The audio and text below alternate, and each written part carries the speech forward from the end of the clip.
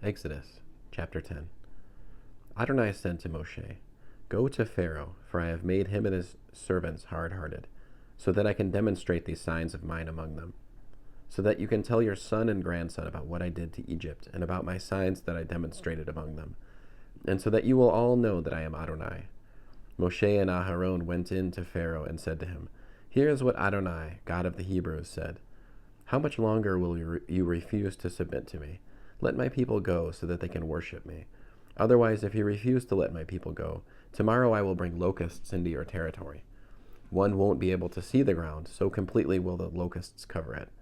They will eat anything you still have that escaped the hail, including every tree you have growing in the field.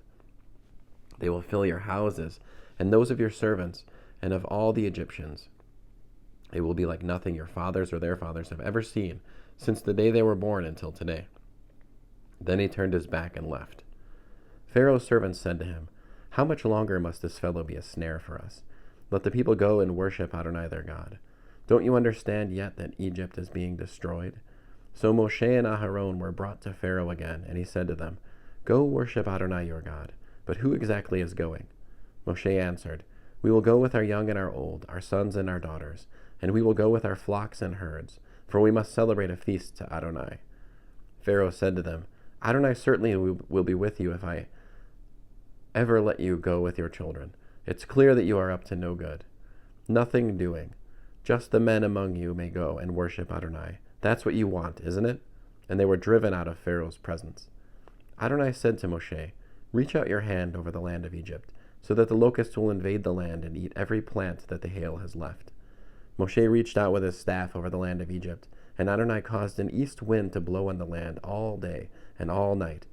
And in the morning the east wind brought the locusts. The locusts went up over all the land of Egypt and settled throughout Egypt's territory.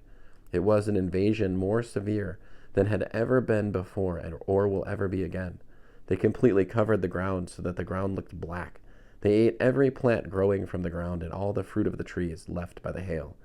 Not one green thing remained, not a tree and not a plant in the field, in all the land of Egypt. Pharaoh hurried to summon Moshe and Aharon and said, "I have sinned against Adonai your God and against you. Now, therefore, please forgive my sin just this once, and intercede with Adonai your God, so that he will at least take away from me this deadly plague."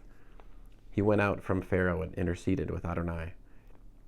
Adonai reversed the wind and made it blow very strongly from the west.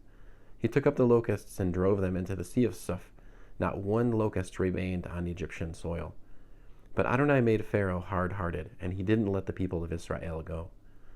Adonai said to Moshe, "Reach out your hand toward the sky, and there will be darkness over the land of Egypt, darkness so thick it can be felt." Moshe reached out his hand toward the sky, and there was a thick darkness in the entire land of Egypt for 3 days. People couldn't see each other, and no one went anywhere for 3 days. But all the people of Israel had light in their homes. Pharaoh summoned Moshe and said, "Go worship Adonai. Only leave your flocks and herds behind. Your children may go with you." Moshe answered, "You must also see to it that we have sacrifices and burnt offerings, so that we can sacrifice to Adonai our God.